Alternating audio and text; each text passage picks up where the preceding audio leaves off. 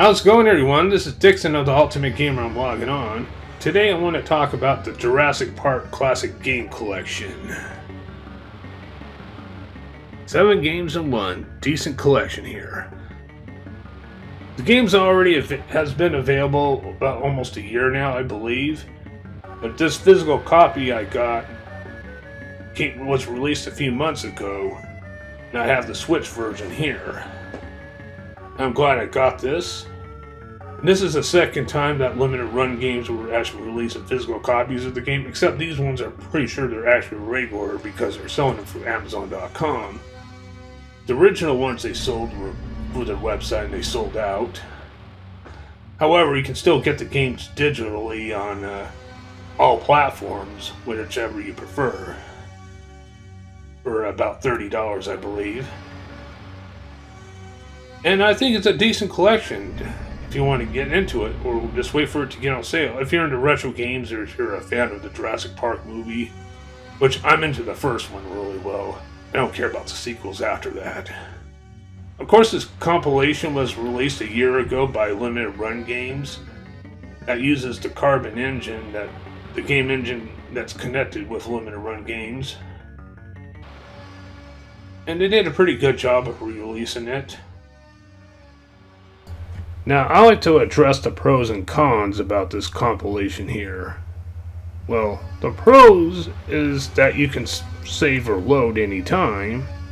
Plus, there's also a rewind feature. And there's also a jukebox menu for each game where you can listen to the music from inside the game. And each game does have a decent soundtrack, surprisingly. Plus, they have 7 retro Jurassic Park games from different platforms, which majority of the games were based off of the first film. Plus, there's some made-up sequels. This was before the actual movie sequel, The Lost World, came out a few years later, which I can care less about Lost World, and none of these games have no connection with Lost World. However, each Jurassic Park game on there, majority of them may be based off the first movie, but each game is pretty different gameplay-wise. Well, Super Nintendo version, the NES version, and the Game Boy version are practically the same, except each of the other versions is a little different in some ways, and Super Nintendo's more updated with new tricks added into it and stuff. The Genesis version's what differs the most out of all of them. Now here's where I'm going to begin the cons, starting with the collection. There were actually more games back then released on other platforms during that time. And there's 3 of them are missing from this collection, so there should be 10. Which were the Sega Game Gear, the Sega CD, and the 3DO. Those are the 3 missing links here. Hopefully later in the updates they can try to at least get licensing to add them on into later DLC updates. Or maybe release them in a separate collection or something, I don't know. And they were good games. I mean, they may not be perfect, but they still deserve to be part of the collection. So I have 7 games all together, but they're missing 3.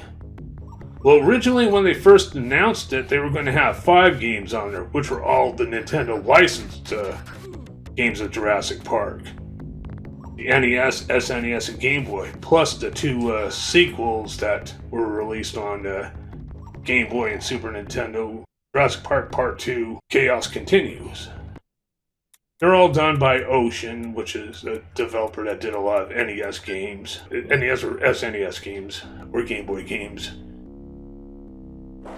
But later they managed to get the licenses for the 2 Sega Genesis games, which are actually more superior out of all.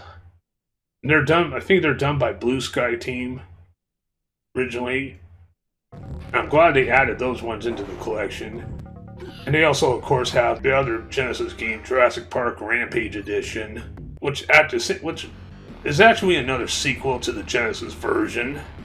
But adding the name Edition sounds like an updated version. You should have just called Jurassic Park Rampage Edition Rampage instead. I think you get the point. Well, despite the lack of missing games, the classic game collection is still a good collection to have in your library.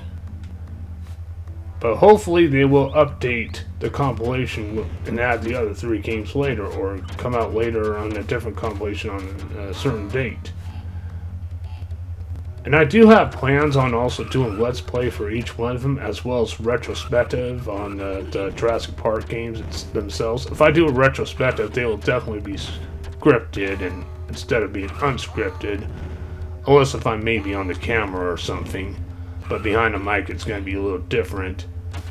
And if I do get around to talking about all the games that are from this collection, I'll probably be talking about the ones that I don't have cartridges for, which are all the Nintendo ports. I do own the cartridges on the Sega Genesis, and I also own the Game Gear version, as well as the 2 CD versions of the games on Sega CD and the 3DO. So I'll definitely be talking about those ones as well too. Now, I don't care about the Lost World sequel and all that shit. I didn't care about the sequels after the first movie or the first game. But however, this is indeed a recommended collection if you're into collecting retro game compilations or retro games from the 90s, or if you're into Jurassic Park in general. After all, this is a video game collection 30 years in the making. However, it is indeed a recommended collection. And that's pretty much all I gotta say. Thank you very much for watching. This is Dixon of the Ultimate Gamer logging off. Be there in a little bit, Tiffany.